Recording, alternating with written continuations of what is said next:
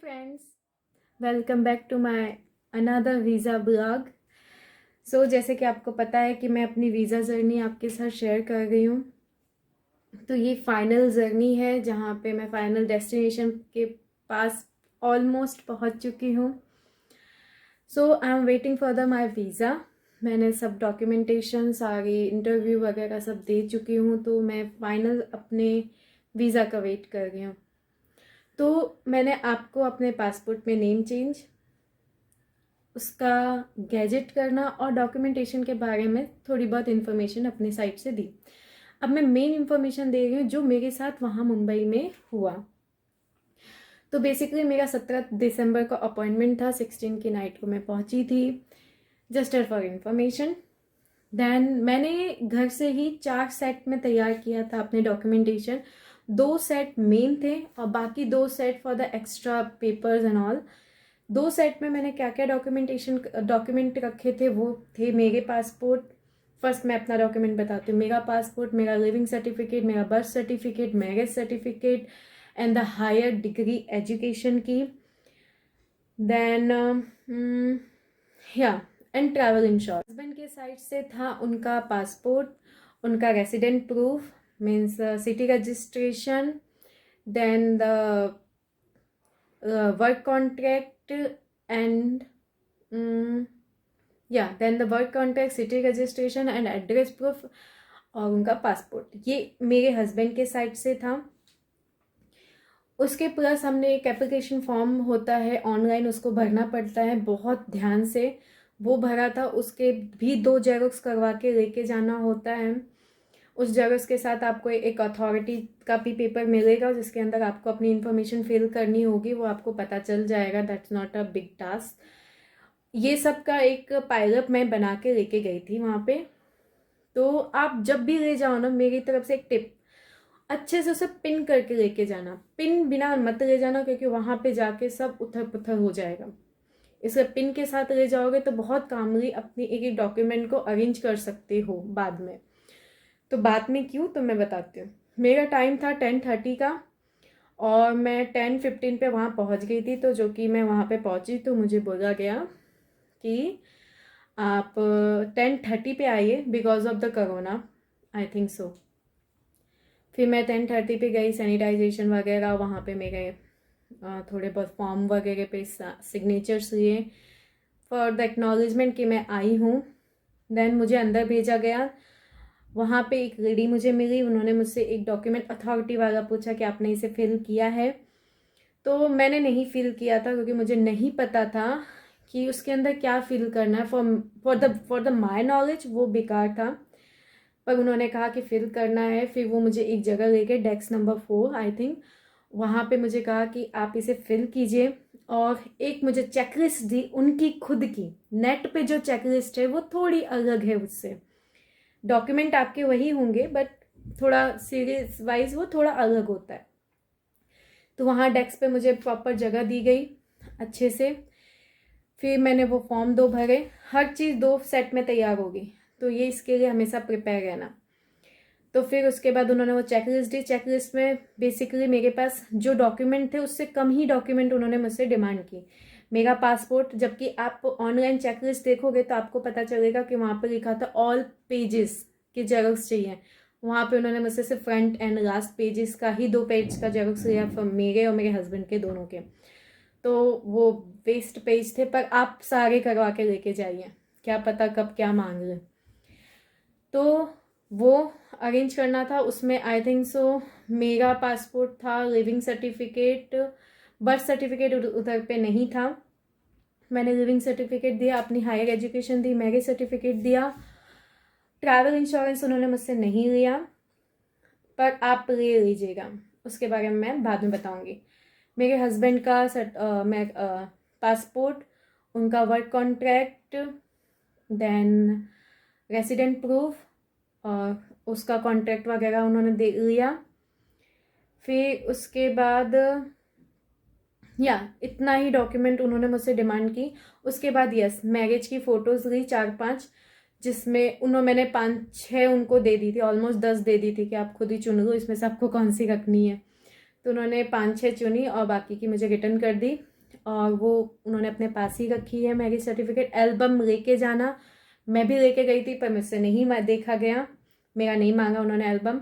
फिर उसके बाद उन्होंने कुछ इन बिटवीन जैसे जैसे प्रोसेस चल रही थी, मेरे को थोड़ा टाइम लग रहा था साइड वाइड स्काइड करने में, क्योंकि मैंने अपने हिसाब से लिस्ट के हिसाब से जो मुझे नेट पे मिला था उसके हिसाब से मैंने चेक लिस्ट बनाई थी। अच्छी बात ये थी कि मेरे हर एक पे पिन था, जो कि मुझे बहुत हेल्प किया चीज़ों को छांटने में और लगाने में। तो पिन तो लगा के ही जाना, पर यस, जो आप उन्हें डॉक्यूमेंट दोगे उसमें एक भी पन्ने में कोई पिन नहीं होना चाहिए। तो ऐसा परमानेंट पिन कुछ मत लगाना, ऐसे आता है ना पिन, पेपर पिन जो इजीली निकल जाती है और लगा देते हो पेज में, कोई भी डैमेज नहीं होती। तो ऐसा कुछ चाहिए, थोड़ा गला खराब है। देन यस, मैंने ये सब डॉक्यूमेंट दिए। इन बिटवीन जब मैं पेपर अरेंज कर रही थी तो उन्होंने मुझसे कुछ क्वेश्चंस पूछे। क्वेश्चन डेफिनेटली सबके साथ अलग होते हैं, मेरे साथ अलग थे। फर्स्ट क्वेश्चन उनका यही था कि आपने नेम चेंज करवाया है? तो यस, ऑफ कोर्स मैंने करवाया था, मैंने अपने पति का नाम ऐड करवाया था और सरनेम चेंज करवाई थी। तो उसके रिलेटेड उन्होंने मेरा गैजेट लिया, ऑफ कोर्स गैजेट ही लिया, उसके अलावा उन्होंने कोई भी एफिडेविट वगैरह कुछ नहीं मांगा। आई थिंक गैजेट इनफ है। और फिर उसके बाद उन्होंने मुझसे सेकंड क्वेश्चन पूछा कि क्या आप वहाँ पे रहना चाहते हो हमेशा के लिए? तो आप अपने हिसाब से आंसर दो। मेरा दिमाग उस समय जो काम किया, क्योंकि मैं प्रिपेयर करके ये सब नहीं गई थी कि मुझसे क्वेश्चन आंसर किस टाइप के होंगे, क्योंकि सबके साथ डिफरेंट होते हैं। तो मैंने तो बोल दिया कि भाई जब तक मेरे हस्बैंड गाएंगे तब तक तो गाऊंगी मैं वहाँ पे। फिर उसके बाद नेक्स्ट क्वेश्चन था, व्हाट इज दैट, या क्या पता कब क्या मांग ले। तो वो अरेंज करना था, उसमें आई थिंक सो मेरा पासपोर्ट था, लिविंग सर्टिफिकेट, बर्थ सर्टिफिकेट उधर पे नहीं था। मैंने लिविंग सर्टिफिकेट दिया, अपनी हायर एजुकेशन दी, मैरिज सर्टिफिकेट दिया। ट्रैवल इंश्योरेंस उन्होंने मुझसे नहीं लिया, पर आप ले लीजिएगा, उसके बारे में मैं बाद में बताऊंगी। मेरे हस्बैंड का मैं पासपोर्ट, उनका work contract, then resident proof और उसका कॉन्ट्रैक्ट वगैरह उन्होंने दे लिया। फिर उसके बाद इतना ही डॉक्यूमेंट उन्होंने मुझसे डिमांड की। उसके बाद यस, मैरिज की फ़ोटोज़ ली 4-5, जिसमें मैंने 5-6 उनको दे दी थी, ऑलमोस्ट 10 दे दी थी कि आप खुद ही चुन लो इसमें से आपको कौन सी रखनी है।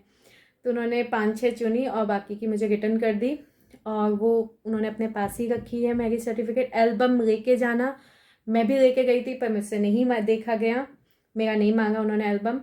फिर उसके बाद उन्होंने कुछ इन बिटवीन जैसे जैसे प्रोसेस चल रही थी, मेरे को थोड़ा टाइम लग रहा था साइड वाइड स्काइड करने में, क्योंकि मैंने अपने हिसाब से लिस्ट के हिसाब से जो मुझे नेट पे मिला था उसके हिसाब से मैंने चेक लिस्ट बनाई थी। अच्छी बात ये थी कि मेरे हर एक पे पिन था, जो कि मुझे बहुत हेल्प किया चीज़ों को छांटने में और लगाने में। तो पिन तो लगा के ही जाना, पर यस, जो आप उन्हें डॉक्यूमेंट दोगे उसमें एक भी पन्ने में कोई पिन नहीं होना चाहिए। तो ऐसा परमानेंट पिन कुछ मत लगाना, ऐसे आता है ना पिन, पेपर पिन जो इजीली निकल जाती है और लगा देते हो पेज में, कोई भी डैमेज नहीं होती। तो ऐसा कुछ चाहिए, थोड़ा गला खराब है। देन यस, मैंने ये सब डॉक्यूमेंट दिए। इन बिटवीन जब मैं पेपर अरेंज कर रही थी तो उन्होंने मुझसे कुछ क्वेश्चंस पूछे। क्वेश्चन डेफिनेटली सबके साथ अलग होते हैं, मेरे साथ अलग थे। फर्स्ट क्वेश्चन उनका यही था कि आपने नेम चेंज करवाया है? तो यस, ऑफ कोर्स मैंने करवाया था, मैंने अपने पति का नाम ऐड करवाया था और सरनेम चेंज करवाई थी। तो उसके रिलेटेड उन्होंने मेरा गैजेट लिया, ऑफ कोर्स गैजेट ही लिया, उसके अलावा उन्होंने कोई भी एफिडेविट वगैरह कुछ नहीं मांगा। आई थिंक गैजेट इनफ है। और फिर उसके बाद उन्होंने मुझसे सेकंड क्वेश्चन पूछा कि क्या आप वहाँ पे रहना चाहते हो हमेशा के लिए? तो आप अपने हिसाब से आंसर दो। मेरा दिमाग उस समय जो काम किया, क्योंकि मैं प्रिपेयर करके ये सब नहीं गई थी कि मुझसे क्वेश्चन आंसर किस टाइप के होंगे, क्योंकि सबके साथ डिफरेंट होते हैं। तो मैंने तो बोल दिया कि भाई जब तक मेरे हस्बैंड गाएंगे तब तक तो गाऊंगी मैं वहाँ पे। फिर उसके बाद तो नेक्स्ट क्वेश्चन था कि यस, आपके हस्बैंड वहाँ पे कब कब से हैं? तो मेरे हस्बैंड वहाँ पे 2014 से हैं। देन ये क्वेश्चन पूछा गया कि आपके हस्बैंड की जॉब कब से है, कितने टाइम से है और कहाँ पे है। मैंने वो इन्फॉर्मेशन दी एंड किस टाइप की है वो भी इन्फॉर्मेशन मांगी मुझसे। एंड नेक्स्ट क्वेश्चन मुझसे पूछा गया कि आपकी शादी कब हुई है, आपके मैरिज में कितने लोग आए थे। तो इतना तो मुझे पता नहीं था, तो मैंने अप्रोक्स 500 to 700 बोल दिया उनको। फिर उसके बाद मेरी कुछ फ़ोटोज़ ली। हाँ यस, फ़ोटो में मुझसे कुछ नहीं पूछा गया कि इसमें से आपके इन लॉज कौन से हैं, मदर कौन सी हैं। बेसिकली मैं जिनको जानती हूँ उनसे ये क्वेश्चन पूछा गया था। तो आप ऑलमोस्ट अपने हिसाब से तैयार करके ही जाया करो। कुछ क्वेश्चन मैंने ऑब्वियसली तैयार किए थे, पर कुछ क्वेश्चन नहीं तैयार थे मेरे, तो वो इंस्टेंट जो भी राइट था, सही था, मैंने आंसर दे दिया, वो अपना वहाँ पे फिल कर दिया। उसके बाद ये सब देने के बाद उन्होंने मुझे अपना मेरा पासपोर्ट पे एक स्टैम्प किया और मुझे ये कहा कि आपका एप्लीकेशन हम एक्सेप्ट कर रहे हैं, 3 महीने के अंदर आपको जवाब मिल जाएगा, up to 3 month. And yes, most important thing, 3 महीने तक ना हमें मेल करना ना हमें कॉल करना। Disgusting actually. तो 3 महीने तक अब वेट करना है। तो मैंने सोचा आपको ये इन्फॉर्मेशन मैं दे दूं, अगर मुझसे पॉसिबल होगा और मुझे वो डॉक्यूमेंट मिल गए जो, क्योंकि मैंने वहाँ से चेकलिस्ट अपने साथ लेके आई थी, जो मुझे वहाँ वो चेकलिस्ट उन्होंने दी थी। तो अगर आपको वो चेकलिस्ट चाहिए हो तो आप मुझे कमेंट कर सकते हैं। मैं चेकलिस्ट चाहिए तो आप प्लीज़ कमेंट कीजिए मुझको, तो मैं उसको ढूंढने की कोशिश करूँ, क्योंकि इतने सारे पेजेस में वो भी गुम हो गया और मुझे अब वो डॉक्यूमेंटेशन देखना नहीं है।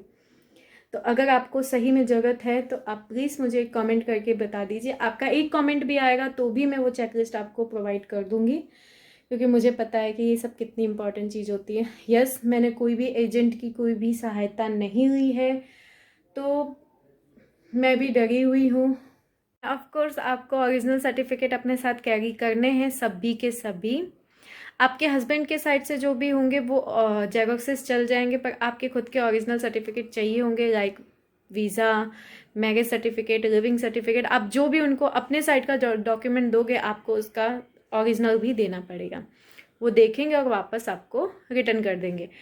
तो 2 सेट जेरोक्स के और ओरिजिनल आपको कैरी करना अपने साथ। Not a expert, I am not a agent, और अपना जस्ट एक्सपीरियंस आपके साथ शेयर कर रही हूँ। तो होप आपको अच्छा लगा हो, मेरा एक्सपीरियंस आपके लिए हेल्पफुल हो। मैं अपने पति के पास फटाफट पहुंचूं और आप भी अपने लव वंस के पास फटाफट पहुंचे। यस, अगर आपको विजिटिंग वीज़ा पे वीडियो चाहिए तो आप प्लीज़ कमेंट कीजिए, क्योंकि विजिटिंग वीज़ा पे मैं 2 बार जा चुकी हूँ, जर्मनी ओनली। तो जर्मनी के रिलेटेड विजिटिंग वीज़ा की आपकी रिक्वायरमेंट हो, नॉलेज हो, किसी भी टाइप का आपका क्वेश्चन हो, आप मुझसे पूछ सकते हैं। अगर मुझे पता होगा तो मैं 100% आपकी हेल्प करूँगी। Thank you so much.